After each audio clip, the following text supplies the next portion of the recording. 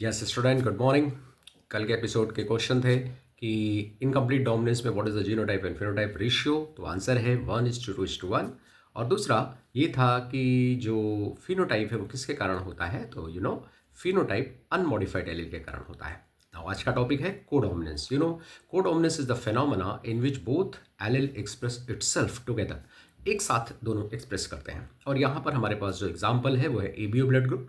ABO blood group के अंदर ए और बी ये दोनों जो जीन हैं या एलिल हैं कोडोमिनेंस शो करते हैं। ऑल्दो आई ए आईओ पर, आई बी भी आईओ पर डोमिनेंट है, यानी कुल मिलाकर आई या आईओ रिसेसिव होता है।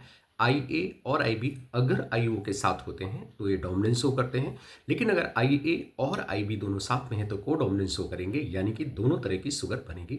स्पेसिफिक शुगर अटैच होगी आरबीसी से और दोनों एंटीजन बन जाएंगे।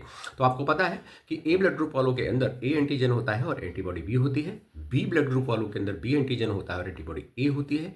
ए बी ब्लड ग्रुप के अंदर दोनों एंटीजन होते हैं लेकिन एंटीबॉडी कोई नहीं होती है। जबकि ओ ब्लड ग्रुप के अंदर कोई भी एंटीजन नहीं होता है लेकिन एंटीबॉडी ए और बी दोनों होती है, और इसीलिए ए बी ब्लड ग्रुप जो है वो यूनिवर्सल रिसिपिएंट बोला जाता है और ओ ब्लड ग्रुप जो है वो यूनिवर्सल डोनर बोला जाता है, क्योंकि उसके अंदर कोई भी एंटीजन नहीं होता। तो नाउ द क्वेश्चन, ये मल्टीपल एलिज्म का भी एग्जांपल है, यानी when more than two alleles are present for particular character then that phenomena is termed as multiple allelism. ये जितने भी एलिल होंगे एक डेफिनेट लोकाई पर पाए जाएंगे, सेम क्रोमोसोम की लोकाई पर पाए जाएंगे। द वेरी इंपॉर्टेंट, क्योंकि लोकस सारे एलिल का सेम होगा। लेकिन अब क्वेश्चन ये आता है कि साहब 3 एलिल हैं बट किसी डिप्लॉइड में केवल 2 ही एलिल हो सकते हैं। जी हाँ, तो ये तीनों एलिल आपको पॉपुलेशन में मिलेंगे। Yes, when we go for population study तो हमको मल्टीपल एलिलिज्म मिलेगी। किसी एक इंडिविजुअल के अंदर जो डिप्लॉइड है केवल 2 एलिल ही मिलेंगे फॉर पर्टिकुलर कैरेक्टर। और आपको पता है कोई अगर गैमिट है तो law of purity of gamete के तहत ओनली 1 एलिल मिलेगा।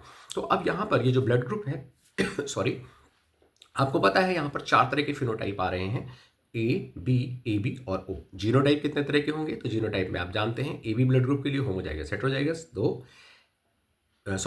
ए ब्लड ग्रुप के लिए homozygous heterozygous 2, B blood group के लिए homozygous heterozygous 2, A B blood group के लिए only 1 heterozygous and O blood group के लिए ओनली 1 होमोजाइगस। तो कुल मिला के हमारे पास जो जीनोटाइप आते हैं वो कितने आ गए बेटा, जो जीनोटाइप आए 6 टाइप के आए, 2 ए ब्लड ग्रुप के लिए, 2 बी ब्लड ग्रुप के लिए और 1 each for A B and O blood group. तो एबीओ ब्लड ग्रुप में हमारे पास 6 टाइप के जीनोटाइप हैं लेकिन फिनोटाइप केवल 4 हैं, और ये मल्टीपल एलिज्म का बेस्ट एग्जाम्पल बन जाता है क्योंकि इसके अंदर एलिल होते हैं। तो मल्टीपल एलिज्म के लिए जब भी हम जाएंगे पॉपुलेशन में जाएंगे, तो आज का क्वेश्चन, अगर ब्लड ट्रांसफ्यूजन देना है और एक्सीडेंट हो गया है तो कौन सा ब्लड ग्रुप वाला ब्लड ऐसा है जिसे बिना टेस्टिंग के हम दे सकते हैं।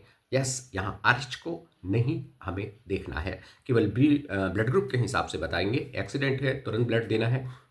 आरएच को अगर हम मैग्नीफाई मान के चलें, नलीफाई मान के चलें, तो हम कौन सा ब्लड देंगे ये आपको बताना है। दैट इज द पहला क्वेश्चन।